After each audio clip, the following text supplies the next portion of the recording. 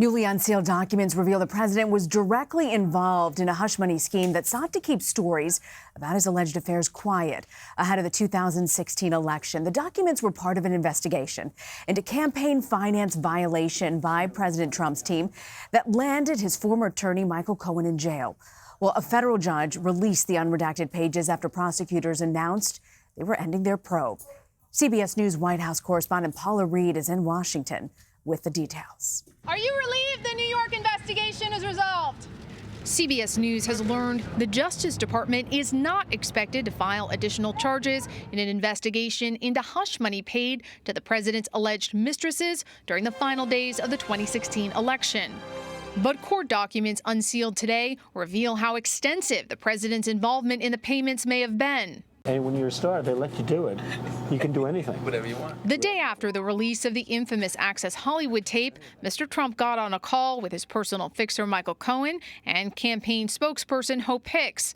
Prosecutors believe the call was to discuss quashing reports of an affair between Trump and adult film star Stormy Daniels, as he was under fire for his treatment of women.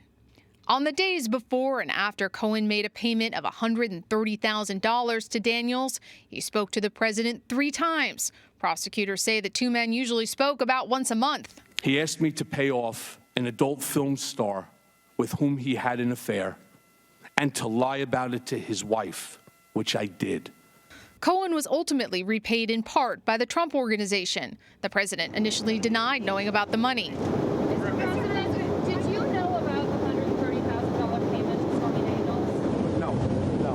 And in House testimony last month, Hope Hicks testified that she was never present for discussions of payments to Daniels. Cohen is currently serving 3 years in federal prison, in part for campaign finance violations related to these payments. Today, he released a statement saying the exoneration of the Trump Organization's role should be of great concern to the American people and investigated by Congress. Several top officials who were involved in facilitating these hush money payments received immunity from prosecution. And now Congress may investigate why more people weren't charged in this case. Rena? Paula, thank you very much.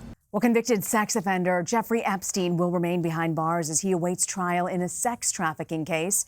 The disgraced financier is fighting charges that he abused dozens of underage girls in Florida and New York. On Thursday, a federal judge in New York denied a bail request made by Epstein's lawyers. The decision comes after 2 of Epstein's alleged victims urged the judge not to release him when they spoke at a bail hearing on Monday.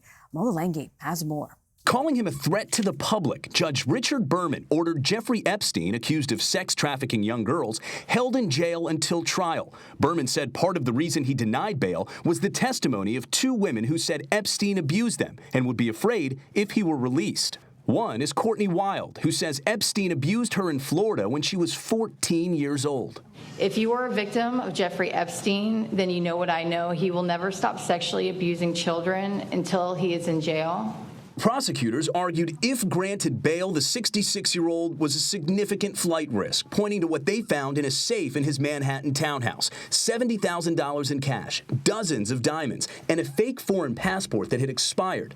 An attorney representing several of Epstein's accusers in a civil case said they're pleased that Epstein will remain behind bars. The first reaction was relief and a sense that maybe there was some justice here at last. Epstein, seen in this 1992 NBC video partying with a young Donald Trump, once called the world's rich and powerful his friends. Many, including Mr. Trump, have now distanced themselves from the multimillionaire. Epstein is being held here at the federal jail in Manhattan. Now, while a court date has not yet been set, Rena, if convicted, he faces up to 45 years in prison. Mola Lenghi. Thank you, Mola.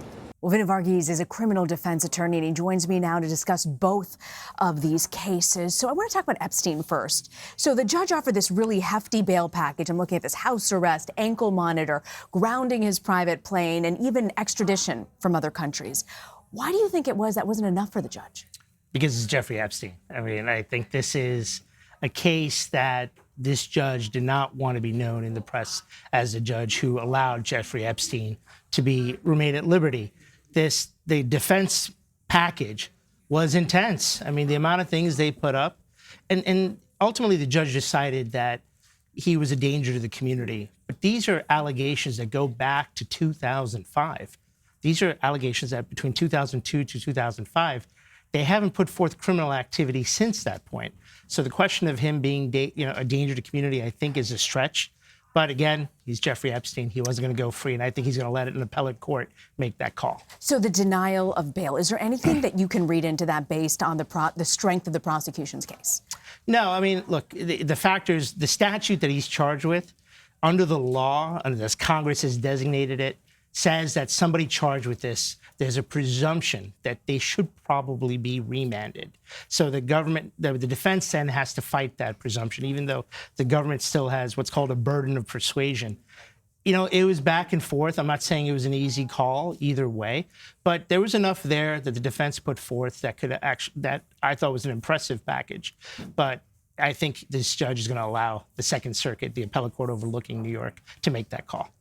Now I want to turn to those unsealed documents that look into how the president, then candidate Trump, was aware of these illegal hush money payments, that he was on the phone.